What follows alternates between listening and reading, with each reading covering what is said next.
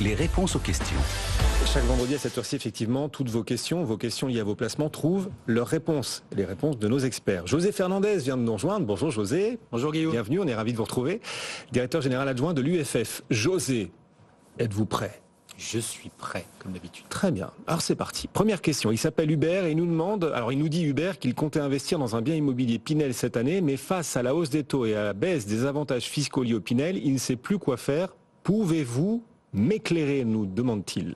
On a beaucoup cette question depuis le début de l'année. Il y a deux questions dans la question. Il y a le Pinel. Effectivement, le Pinel 2023 est moins intéressant que le 2022. Il est passé de 21% de réduction d'impôt en 12 ans à 17,5%. Mais l'année prochaine, il va passer à 14%. Donc, il s'appelle Pinel Plus, mais on pourrait l'appeler Pinel Moins. Ce serait... Voilà. Alors, il y a le Pinel Plus, effectivement, qui lui permet de maintenir... Ah, c'est pas celui-là, c'est un autre. D'accord.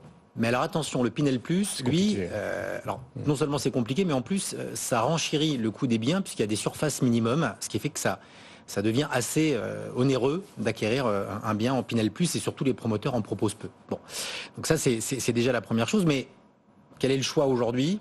C'est soit attendre que ça passe à 14 l'année prochaine, soit utiliser à 17,5. La deuxième dans les deux cas sera moins avantageux que toutes ces dernières années. Ce sera moins avantageux. S'il décide de le faire, Hubert, il faut qu'il se dépêche, parce qu'en fait là on est en mars. Quand on veut vraiment boucler une opération Pinel, si on tient compte de la réservation du bien, du financement, tout ça est fini en mai-juin. Donc s'il ne fait pas l'opération en mai-juin, ce sera sur 2024 qui risque de ne pas bénéficier du 17,5. Et puis la deuxième partie, c'est les financements. Alors oui, les taux sont hauts.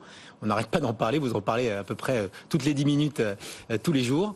Mais on a bien compris que, là, je viens à peine de l'entendre, ça va continuer à augmenter. Et en plus, le taux d'usure, qui est le prix maximum auquel on a le droit de prêter, va bouger tous les mois. Et donc, il va bouger assez vite aussi à la hausse. Donc, ça veut dire que finalement, les prix sont moins chers aujourd'hui qu'ils ne pourraient l'être demain. Alors, ça fait deux raisons. Et puis, la dernière, c'est que nous, on a l'habitude de faire des prêts depuis 30 ans.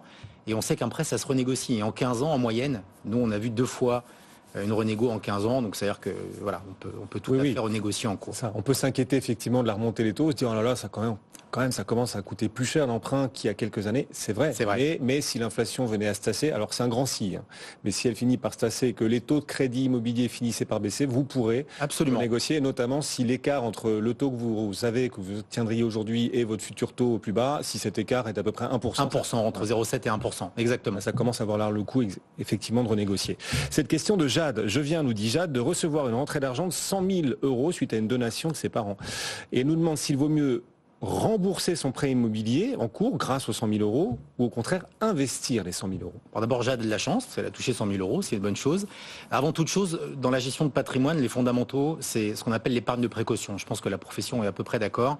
Il faut toujours mettre de côté le petit bas de laine en cas de difficulté financière, en cas d'imprévu.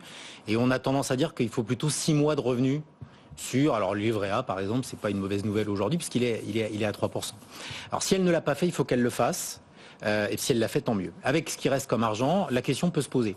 Alors d'abord, il faut que Jade regarde son contrat de prêt. Dans le contrat de prêt, il y a quand même des frais de remboursement anticipé. Ça peut parfois être assez élevé. On peut aller jusqu'à 3% du capital restant dû avec 6 mensualités. Enfin, il faut qu'elle regarde. Elle en a peut-être pas, mais elle en a. Et si elle en a, ça peut être un tout petit peu rédhibitoire. Donc il faut quand même se pencher là-dessus 5 minutes. Et puis après, il faut qu'elle regarde le taux auquel dont elle a bénéficié lorsqu'elle a pris ce crédit. Si c'est un taux récent, c'est forcément un taux assez intéressant. Est-ce que vraiment ça vaut le coup de rembourser quand on est à un taux de 1,30 ? Ça se questionne. Voilà, je pense que ça se questionne. Après, elle peut effectivement investir et donc garder. Et là, c'est de l'argent qu'elle attendait pas. Alors peut-être que c'est le moment de diversifier au-delà de ce qu'elle a plutôt l'habitude de faire. Alors elle pourrait s'essayer à faire des SCPI. C'est pas le pire moment pour rentrer. Les rendements sont toujours intéressants. C'est pas le pire moment pour rentrer dans les SCPI. Les SCPI, elles ont une petite baisse de valorisation, mais qui est tout à fait normale. On aura l'occasion d'en reparler. Et finalement, est-ce que c'est le mauvais moment ? Non, je pense pas que ce soit forcément. On ne sait pas que c'est que le début de la baisse de la valeur des parts de SCPI. Ah, mais je vous pose la question parce que voilà, l'immobilier... Les SCPI, c'est très diversifié, il n'y a pas que du bureau, bref, il n'y a pas que... Les endroits sont très différents, je lis beaucoup de choses, mais que ce soit à Paris, en région, c'est pas du tout la même chose, les spécialistes peuvent expliquer mieux que moi, mais bon. Donc voilà, donc la réponse, elle est assez difficile, ça dépendra de la psychologie de Jade, voilà, est-ce qu'elle a envie de diversifier un peu ses placements, faire de private equity, par exemple. Oui, de l'obligataire, on entend beaucoup parler. De l'obligataire, par exemple, des buy and hold, les fonds à échéance obligataires qui, aujourd'hui, sont vraiment avec un très bon point d'entrée. Ouais. C'est peut-être le moment d'investir.